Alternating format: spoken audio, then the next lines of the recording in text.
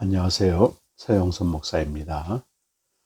오늘은 에레미야 37장 11절에서 21절까지 말씀, 제목은 잘 되는 나, 영적 실용주의는 망상이다, 이런 제목으로 함께 좀 말씀을 나누려고 합니다.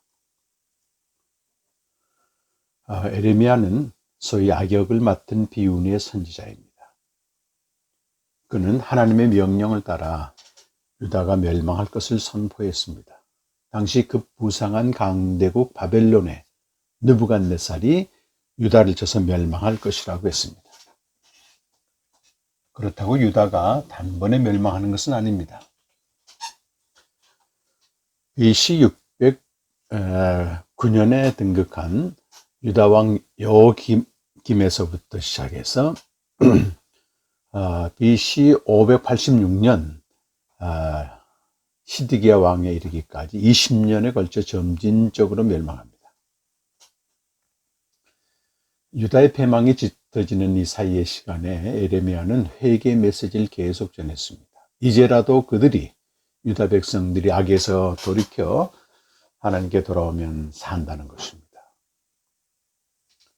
에스겔서 18장 23절에는 하나님은 악인이 죽는 것도 기뻐하지 않으십니다. 하물며 어찌 자기 백성이 망하는 것을 기뻐하시겠습니까? 그들이 악에서 돌이켜 사는 것을 기뻐하십니다. 하지만 유다 백성은 끝까지 악에서 돌이키지 않았습니다. 그것은 회개하는 대신 당장의 안위, 당장의 안전을 선포한 거짓 선지자를 또 한몫을 했습니다. 그렇지 않습니다. 언약 백성이라도 회개하지 않으면 망합니다. 이제 유다의 비국은 피할 수 없게 되었습니다. 유다는 바벨론에 의해 반드시 멸망당할 것입니다. 그런데도 하나님은 이들에게 대해 여전히 신실하십니다. 에레미야서 1장 10절 에레미야에게 주신 사명이 있고 31장 27절 28절은 새 언약을 맺기 직전에 하나님께서는 유다를 무너뜨리시되 다시 세우신다, 유다를 뽑으시되 다시 심으신다고 약속하십니다. 그리고 31장 31절 34절에 이스라엘과 유다가 깨뜨린 시내산 언약은 파괴되고 이스라엘 집과 유다 집의 새 언약을 약속하십니다.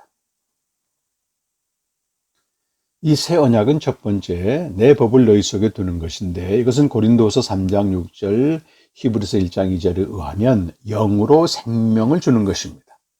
바울은 새 언약의 일꾼을 가리켜서 영으로 생명을 주는 직분이라고 말했습니다. 두 번째는 큰 자나 작은 자나 누구든지 하나님을 아는 것, 즉 생명을 얻은 자가 하나님과 교제하는 것을 말합니다. 그리고 세 번째는 교제의 걸림돌이 되는 모든 죄를 용서하신다는 겁니다. 그래서 히브리서 10장 17절 18절에서는 모든 죄를 용서하시고 기억도 하지 아니하시기 때문에 이제는 누구든지 예수의 피를 힘입어 하늘 성소로 들어가라고 말씀합니다. 교제에 참여하는 것이죠. 이스라엘과 유다의 온전한 회복은 둘째 다윗으로 오시는 메시아 시대에 성취됩니다. 다윗의 가지로 오시는 메시아가 새 언약을 성취하시는 것입니다. 에레미야 3장 14절 15절에 이 말씀이 나오고 있습니다. 자, 로마서 1장 3절, 다윗의 씨로 오신 하나님의 아들은 또 누가복음 22장 20절 십자가에 죽으심으로써 새 언약을 성취하십니다. 그러므로 에레미야는 장차 오실 하나님의 아들을 증거한 희망의 선지자입니다. 로마서 1장 2절에 이 아들에 관하여는, 이 복음에 관하여는 하나님이 선지자를 통해서 성경에 미리 약속한 것이라 라고 되어 있습니다. 자, 이제 에레미야 37장에서 39장은 에레미야가 받는 고초를 기술합니다. 그 중간 39장 1절에서 12절 그 사이에 에레미야의 말대로 예루살렘이 바벨론에 의해 함락되는 기사가 들어 있습니다. 자, 유다의 마지막 왕인 시드기야는 BC 598년 바벨론의 봉신왕이 되었습니다. 이때 유다 왕 여호와긴과 유력한 고관들은 바벨론의 포로로 끌려갔습니다. 열왕기하 24장 10절 이하 이런 말씀들이 나오고 있습니다. 그래서 유다에 남아있는 고관들은 소위 극단적인 민족주의자들 또는 광신적인 애국주의자들이 대부분이었습니다. 이들은 이렇게 생각했습니다. 하나님이 개입하셔서 속기 바벨론을 물리쳐 주시고 잡혀간 왕과 신하들이 돌아올 것이다, 이런 기대를 가진 것이죠. 또 예레미야 38장 5절 보면 시드기야는 굉장히 유약해서 민족주의자들에 끌려다녔습니다. 그들을 다루지 못했고, 또 38장 19절에 보면 백성의 여론은 굉장히 두려워한 그 약골 중에 약골이었다고 할 수 있습니다. 게다가 다수의 선지자는 이 극단적인 민족주의자들, 소위 광신적인 애국주의자들의 헛된 기대를 지지해 주었습니다. 특히 선지자 하나냐는 유다가 바벨론에게 멸망하지 않을 것이다, 또 잡혀간 왕과 포로도 2년 내에 돌아올 것이다, 이런 말을 하나님께 받은 말씀으로 전했습니다. 예레미야 28장 1절에서 4절까지 말씀이죠. 자, 시드기야가 다스린 지 9년이 지났을 때 유다는 바벨론에 대해서 반기를 들었습니다.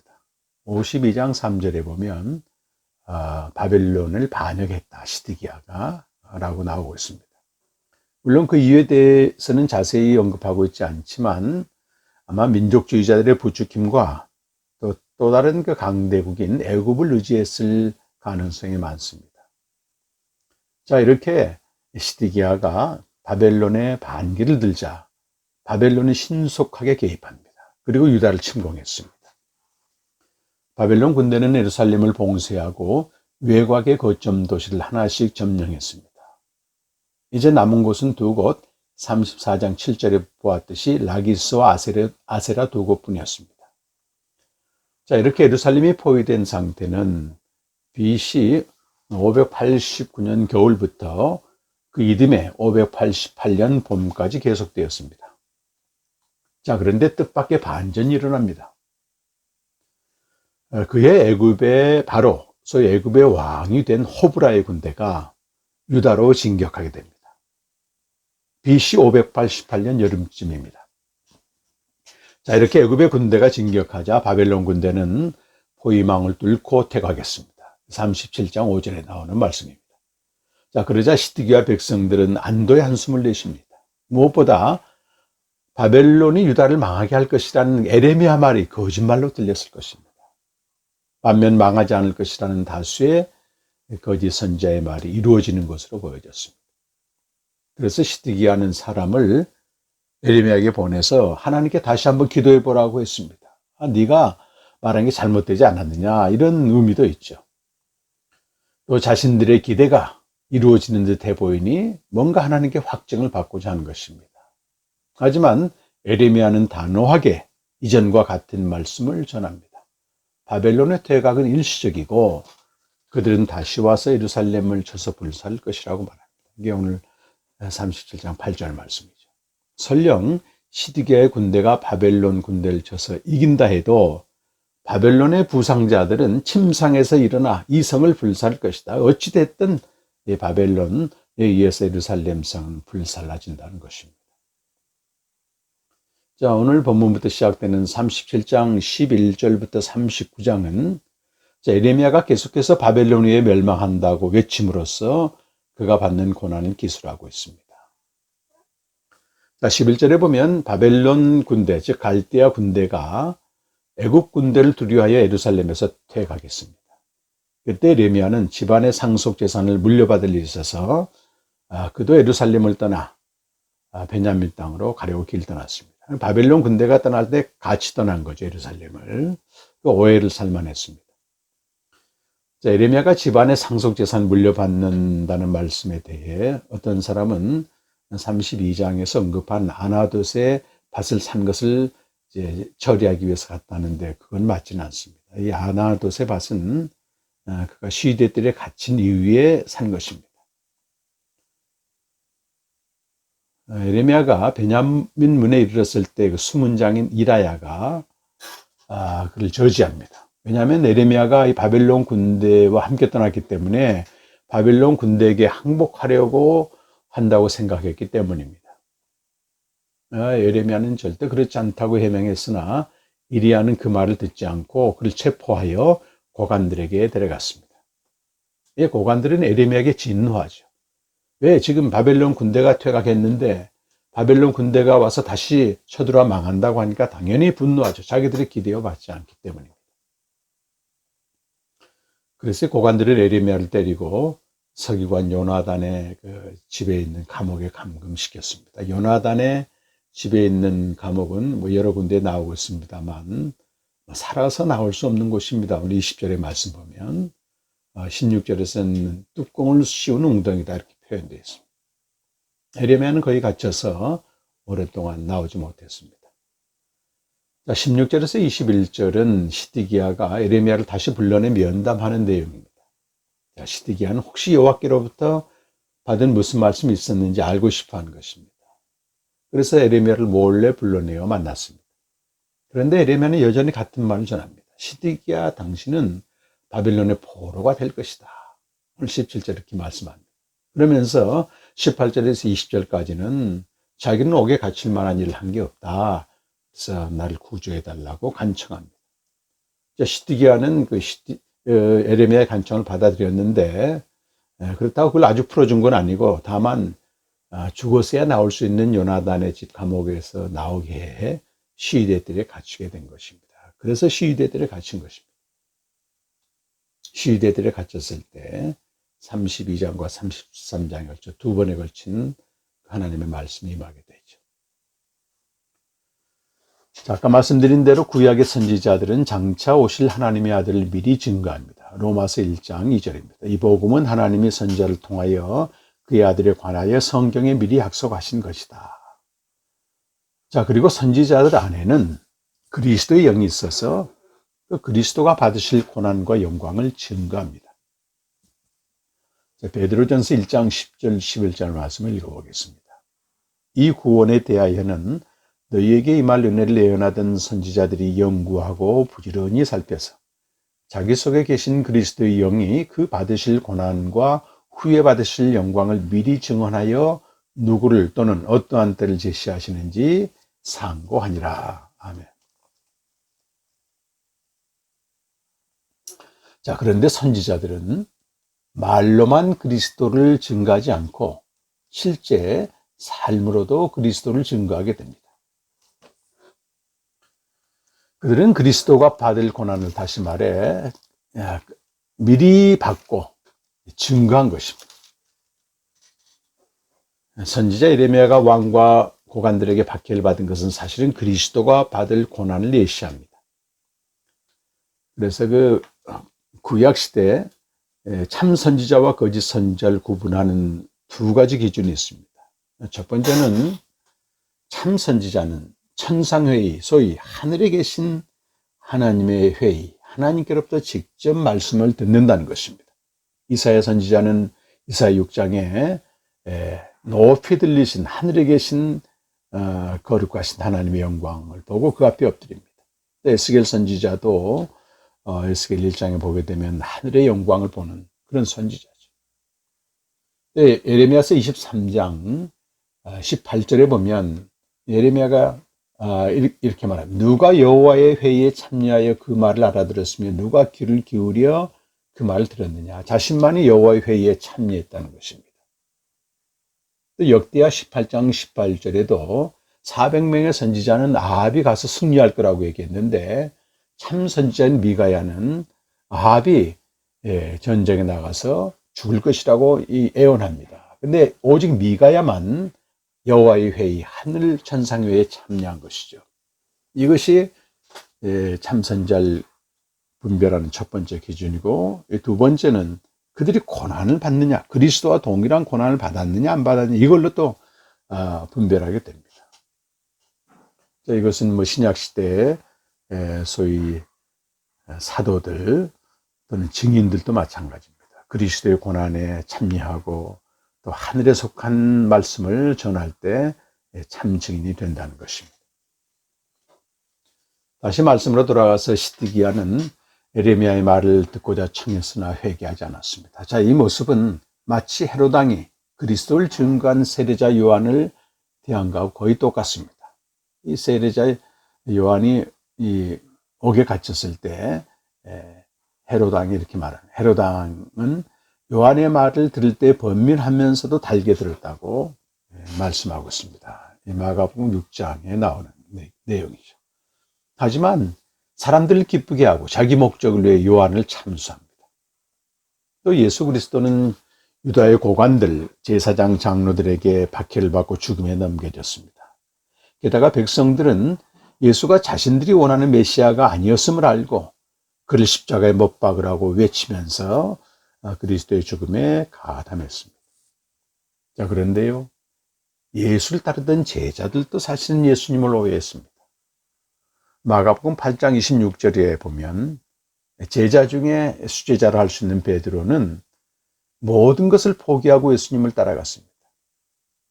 그러나 예수께서 이제 내가 예루살렘에 올라가 다윗처럼 왕이 되는 게 아니고 죽겠다고 그렇게 메시아의 본질을 선포하자 그 예수님을 완전히 사탄은 꾸짖듯 몰아붙입니다.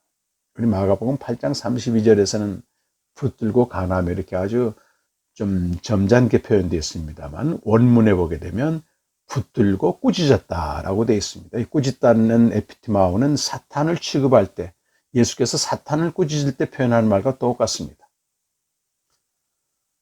자, 그런데 예수님은 그 베드로를 향해서 네가 사람의 일을 생각하고 하나님의 일은 생각하지 않는다라고 하면서 도리어 베드로를 사탄 취급하는 것을 보게 됩니다. 하나님의 일을 거부한 모든 신앙은 사실은 자기를 위한 망상이고 이건 배척받아 마땅합니다. 자, 오늘 본문의 유다가 바벨론에 멸망하는 것은 하나님의 일입니다. 이것은 하나님께서는 범죄한 자기 백성을 무너뜨리십니다. 이게 하나님의 일이고 무너뜨린 다음에 이들 다시 세우십니다. 이것도 하나님의 일이죠. 여기서 바벨론은 무너뜨리시는 하나님의 일의 도구로 쓰임받을 뿐입니다. 그런데 이 일이 하나님에게서 난 것임을 알지 못하는 시드기와 유다 백성은 망상에 갇혀 있습니다. 오늘날도 그렇습니다. 오늘날 그리스도인 역시 하나님의 일이 무엇인지 알지 못하면 소위 망상 속에서 신앙생활을 합니다. 자기를 위해서 믿는 것입니다. 하나님의 일은 옛사람을 심판하십니다. 심판하는 일입니다. 죽이는 것이죠. 그리고 창세전 약속하신 새 생명을 주시는 것입니다. 그래서 하나님의 일은 그가 보내신 아들을 믿어 영생을 얻는 것입니다. 예수님이 유대인들과 대화하실 때 유대인들이 이렇게 묻습니다. 어떤 것이 하나님의 일이냐? 여기 유대인들이 물을 때는 The works of God에서 하나님의 일들이라고 묻습니다. 그런데 예수님은 한 가지로 특정해서 말합니다. The work of God. 예수께서 대답하여 이르시되 하나님의 보내신 일을 믿는 것이 하나님의 그 일이니라. 하나님의 일이니라. 여기는 The work of God이라고 되어 있습니다. 요한복음 6장 29절 말씀이죠. 그럼 보내신 일을 믿는 게 뭐냐? 그게 영생을 얻는 것입니다. 요한복음 5장 24절에 보면 내가 진실로 진실로 너에게 이르노니 내 말을 듣고 또 나 보내신 일을 믿는 자는 영생을 얻었고 심판에 이르지 아니하나니 사망에서 생명으로 옮겼느니라 하면 이것이 하나님의 일이에요.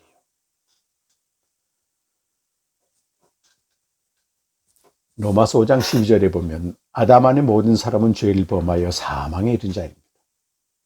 하나님은 그런 우리를 위해서 아들을 보내시고 십자가에 죽게 하셨습니다. 이는 우리의 모든 죄를 용서하시고 새 생명을 주셔서 자기와 교제하도록 위함입니다. 즉 아들의 죽음은 새 언약을 성취하기 위한 죽음이죠. 이로써 하나님의 일이 이루어진 것입니다. 오늘 묵상하는 말씀에서 시드기야와 유다 백성은 심판 없는 구원을 열망합니다. 하지만 이것은 망상이지 신앙이 아닙니다. 자기들이 믿고 싶은 대로 믿는 겁니다. 범죄한 그들은 심판을 통해서만 구원에 이릅니다. 오늘날 역시 심판 없는 구원을 바라는 자는 망상에 빠진 자입니다. 소위 영적 실용주의는 신앙의 가치를 잘 되는 나에 두고 있습니다. 어떻게 살아도 예수를 믿으면 잘 된다는 것입니다. 이것은 철저히 속이는 말이며 망상을 부추기는 말입니다. 물론 생명을 가진 자는 잘 됩니다. 형통합니다. 하지만 그의 형통은 어떤 상황적인 형통이 아니고 창세기 39장 2절에 보면 하나님이 함께 하신 형통입니다. 요셉이 그랬지 않습니까? 하나님의 언약을 이루어가는 것, 하나님이 함께 하셔서 하나님의 언약을 이루어가는 삶, 이것이 형통입니다. 그러므로 우리 생명을 가진 자 그리스도인의 형통은 아무리 큰 고난 가운데서도, 고난이 없는 게 형통이 아니고 아무리 큰 고난 가운데서도 하나님이 거기 함께 하셔서 자기를 위해 살지 않고 주와 복음을 위해서 사는 것입니다. 이게 형통입니다.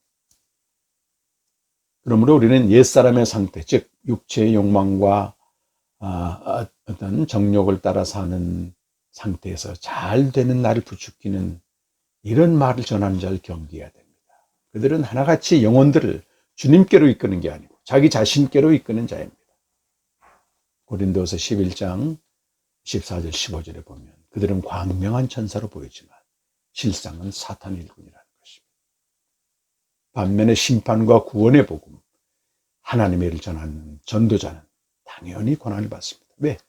사람들의 욕망과 욕구와 맞지 않기 때문에 그렇습니다. 선지자들이 당하는 고난, 오스키니스의 말에 의하면 부적응과 초조와 실패 속에서 생명의 복음을 전하는 것입니다. 저는 이 목사가 되어서도 하나님의 일을 잘 알지 못했습니다. 그저 사람을 만족시키고 가정을 행복하게 해주고 이런 것을 하나님의 일로 착각한 것입니다. 그 일에 열심을 다하여 사람에게 인정을 받았습니다. 하나님이 하라고 하신 일이 아니고 사람이 원한 일을 해주면서 사람에게 보상을 구했습니다. 모든 것을 버리고 주를 따랐지만 베드로처럼 사람의 일을 생각하는 저는 하나님을 대적하는 사탄이라 불림받아 마땅했습니다. 영적 실용주의에 갇힌 거죠. 뭐로 가도 서울만 가면 된다는 식으로 어쨌든 잘 되면 된다. 이걸 선전한 것입니다. 이 진리가 부재한 저나 또 저희 성도들은 진리가 부재한 채 망상의 집단이 되어갔습니다. 영적으로 눈을 멀면요 절대 알지 못합니다. 얼마 전 시사 프로그램에 정광훈 목사 관련한 프로가 나왔습니다. 그것이 알고 싶다. 그 추종하는 목사들 인터뷰를 좀 했는데 정말 우리 교단에 있는 분이에요. 근데 전화를 받더니 자기는 정광훈 목사의 성경 해석에 동의한다. 은혜를 많이 받았다 이렇게 얘기하고 또 어떤 다른 목사는 직접 만나서 대면에서 얘기하는데 자유민주주의를 수호한다. 목소리를 높이면서 목사가 하는 일은 자유민주주의의 수호다 이렇게 얘기합니다. 얼마나 부끄러운지 모릅니다. 하나님의 일이 아닙니다.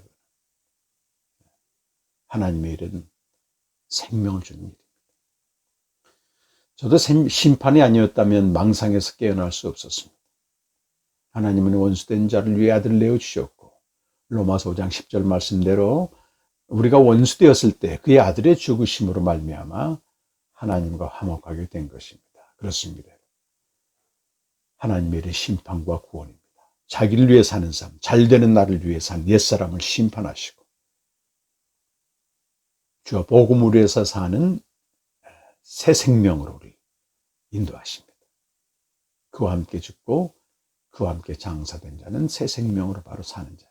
로마서 6장 4절 말씀입니다. 하지만 시험은 여전히 강력하고 유혹은 거셉니다. 마치 하나의 파도가 지나면 다른 파도가 또 밀려옵니다. 저도 마찬가지입니다. 섰다고 하는 자 넘어질까 두렵습니다. 누군가 제 감정을 상하게 하게 되면 아주 방어를 하고 또 공격을 합니다. 묵상할 때는 천상의 기쁨을 누리는 것 같지만 일상에서는 육체의 소욕으로 또 고통당하기도 합니다. 육체의 소욕과 성령의 소욕의 줄다리기는 아마 죽을 때까지 계속될 것 같습니다. 또 그게 맞습니다. 길은 없는가? 아니죠. 그럼에도 불구하고 매일 말씀 앞에 나가는 것입니다. 죽을 때까지 나가는 것이죠. 이것이 선한 싸움의 가장 본질입니다. 말씀 앞에 나아가 나의 비참함을 깨닫고 인정하고 또 그리스도께서 날 위해 십자가에 죽으셨음을 받아들이고 또 그리스도로 옷 입고 또 새 생명으로 살고 넘어져도 또 그렇게 반복하는 것입니다. 그러다 보면 주님 앞에 가는 날이 오게 되고 믿음의 도키못을 이루어서 가지 않을까 생각합니다. 오늘은 주일입니다. 저는 그 오전에 복음 70개에서 말씀을 전하고 그 후에는 오랜만에 우리 인천 공동체 교제 모임을 하게 됩니다. 참 공동체가 소중한 것이 오랫동안 보지 못했어도 하나님이 정하신 자리에서 늘 말씀으로 생명으로 살아내는 이들이기 때문에 그렇습니다. 우리 모두 서로 사랑과 선을 격려하고 이 생명으로 살아내는 아들이 죽으심으로 주신 이 생명으로 살아내는 복된 날 되시기를 간절히 축원합니다. 감사합니다.